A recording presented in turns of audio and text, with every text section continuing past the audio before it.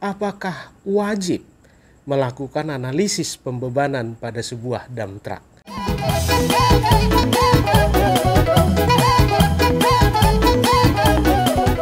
Selamat malam sahabat dunia tambang kita bertemu kembali pada malam hari ini, dan video kita ini masih merupakan rangkaian atau sambungan dari 3 video kita yang terakhir, dan merupakan bagian dari serial video analisis pembebanan pada alat angkut khususnya pada dump truck, di mana pada video pertama kita sudah membahas tentang pengenalan beban pada dump truck. Kemudian di video kedua batasan beban pada dump truck, dan yang ketiga kita sudah mengambil contoh sebuah dump truck yang kemudian kita lakukan analisis secara manual, analisis pembebanannya.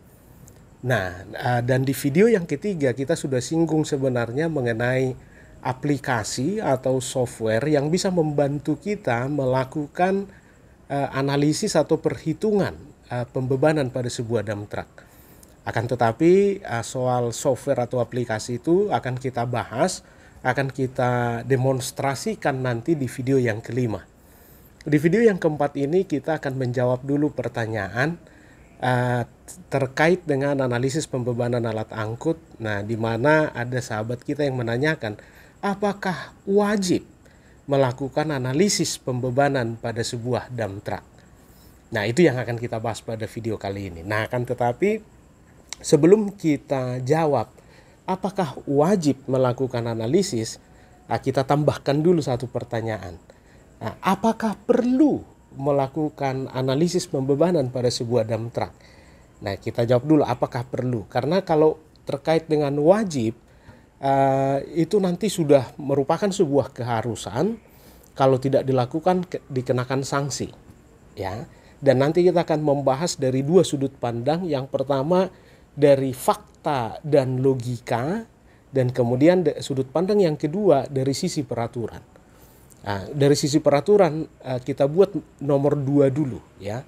Karena pemerintah juga tentunya mengatur sesuatu, dan pemerintah menginginkan perusahaan atau kita tidak membabi buta menuruti sebuah peraturan.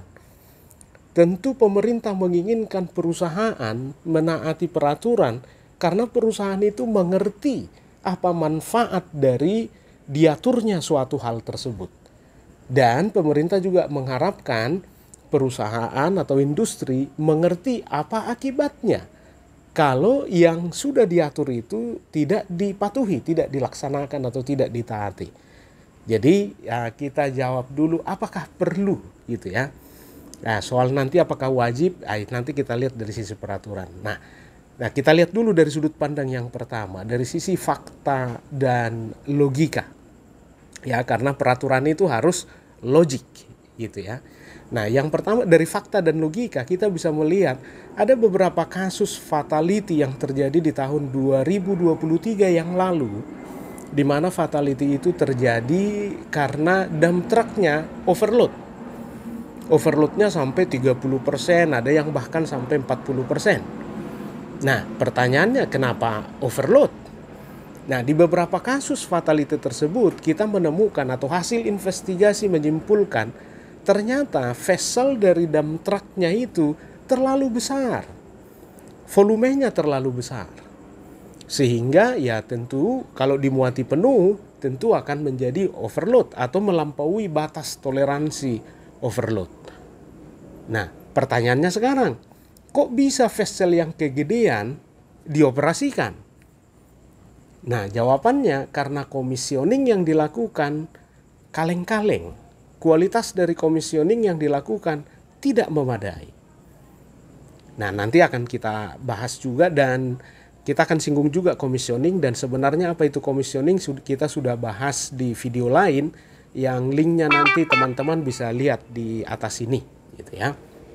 Nah, jadi tidak terdeteksi dari awal, dari saat komisioning.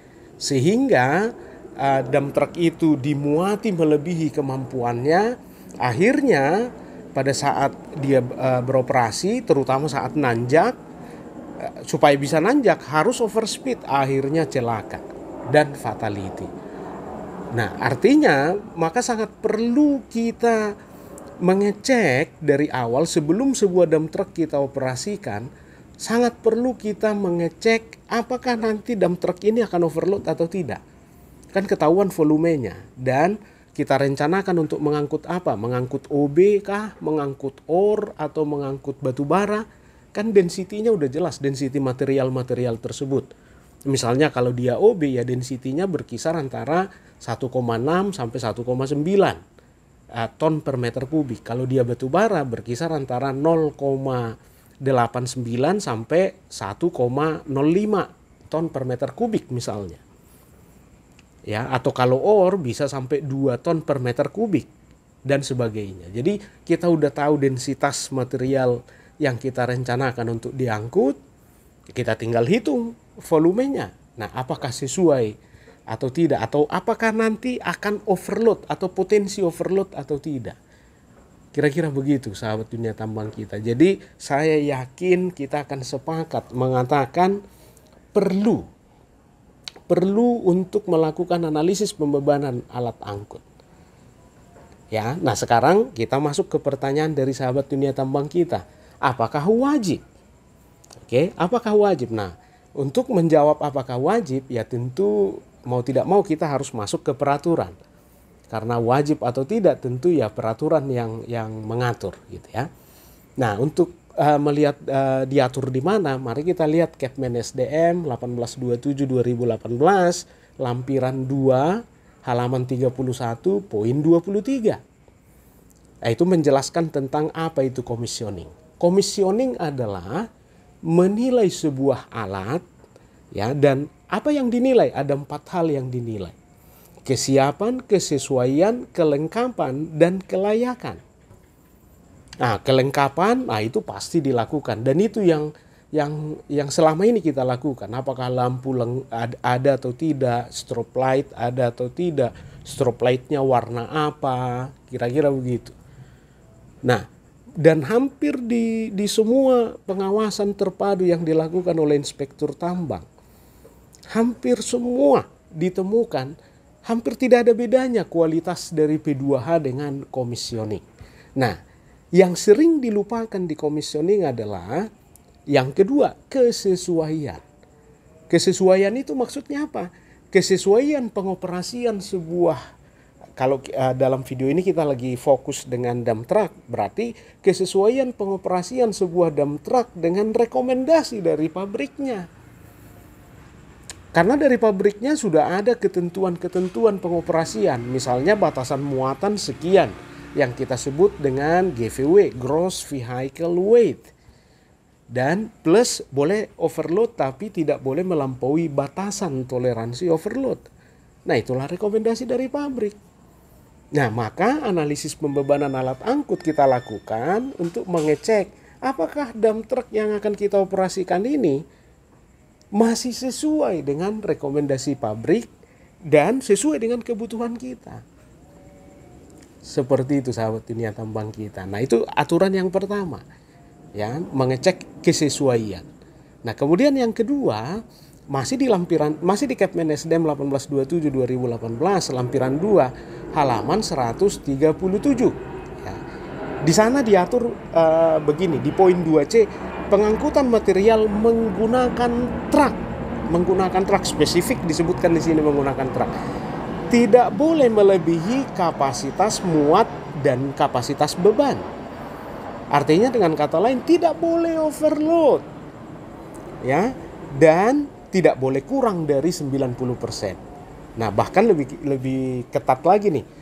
Batas atas diatur tidak boleh overload atau melampaui batasan toleransi overload. Batasan bawah pun diatur tidak boleh kurang dari 90%.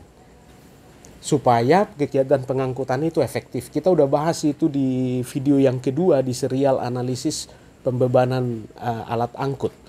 Ya. Di video yang kedua, batasan pembebanan, kita udah bahas itu. Jadi batas bawahnya 90% dari GVW, batas atasnya tidak boleh melampaui batasan toleransi overload.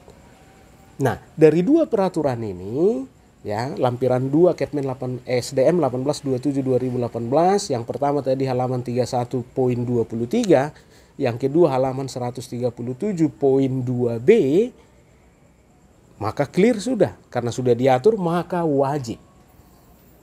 Maka kesimpulannya, jawaban pertanyaan tadi, apakah wajib? Analisis pembebanan alat angkut perlu dan wajib untuk dilakukan.